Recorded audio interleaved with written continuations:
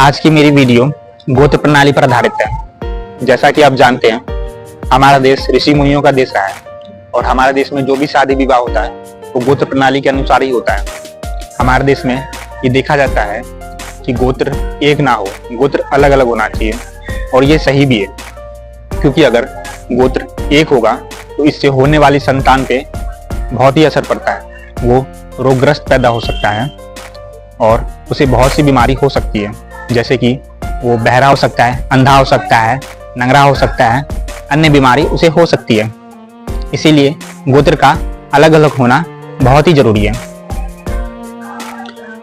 हाँ, अगर कोई दूसरे कास्ट में शादी करता है, जैसे कि कोई ब्राह्मण किसी शूद्र से शादी कर लेता है, तो बच्चा जो होगा वो आधा ब्राह्मण होगा और आधा शूद्र होगा।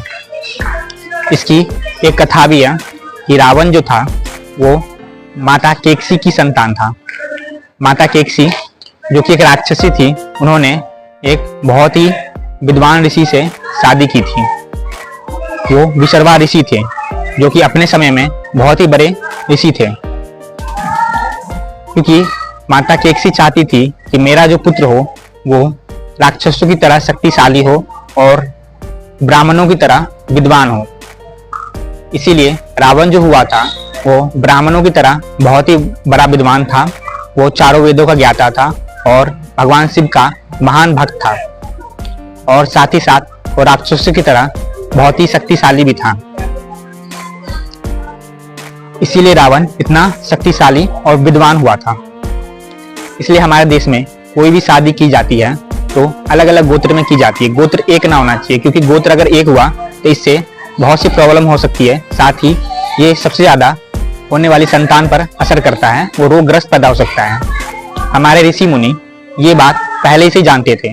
जहां पर आज की साइंस खत्म होती है, वहां अध्यात्म वहां से स्टार्ट ही होता है। वो सब कुछ जानते थे। वो गोत्र से होने वाली प्रॉब्लम के बारे में जानते थे, इसलिए उन्होंने गोत्र प्रणाली बनाई थी, ताकि अलग अलग गोत्रों में शादी हो सके। आज की भाषा में अगर साइंस के थ्रू इसको समझा जाए तो हम जेनेटिक तरीके से इसको समझ सकते हैं। जेनेटिक, जैसा कि आप जानते हैं कि पूर्वजों का अंश बच्चों पर आता है।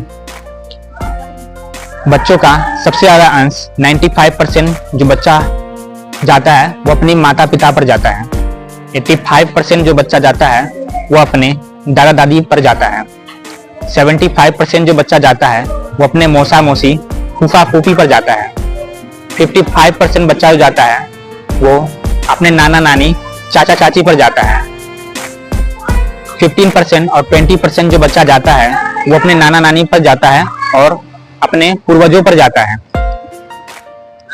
ये जेनेटिक तरीके से ये बात सिद्ध है।